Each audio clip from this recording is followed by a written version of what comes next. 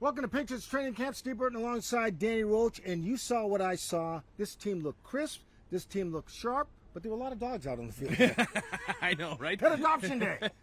41 dogs, 40 got adopted. Yeah, good idea for Robert and Dana Kraft, as you mentioned, Steve. Dana behind this as well. It's good to see that, the players love the dogs, too. I think Andy Borregales, the new kicker, the rookie, I think his wife, he already has 3 dogs, or his girlfriend, spouse.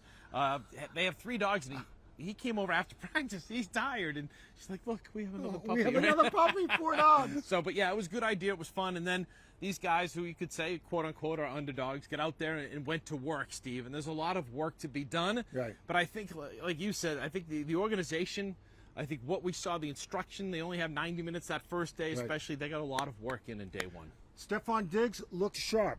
Doesn't have to think about his injury, playing through everything, and you look normal. Yeah, Steve, you and I both know, being around sports, one of the biggest things with these guys is getting that first time on the field and feeling good. He's been through all that, he said.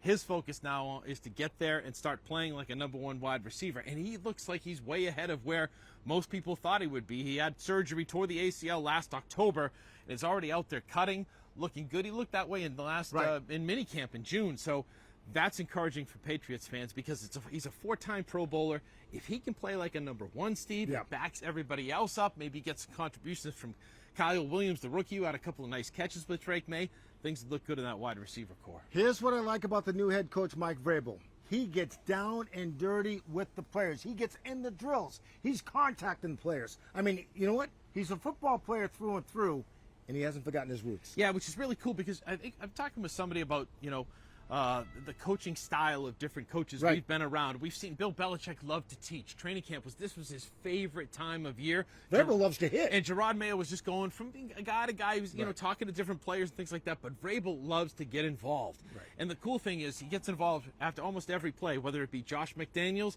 Drake May, a wide receiver. If he sees something from a corner, a linebacker, he'll call them over. And hands-on instruction, a lot of that. Asked him how he came about that way as a coach. He said, I just showed up at Ohio State, my first coaching job, and started doing it. So it just came natural to him. And I think that's what the players are going to like. He's right there with him, rolling up the sleeves, getting down to work, and getting it done. Players had practice this morning. They have a walkthrough tonight. For Dan Roche, I'm Steve Burton, WBZ Sports.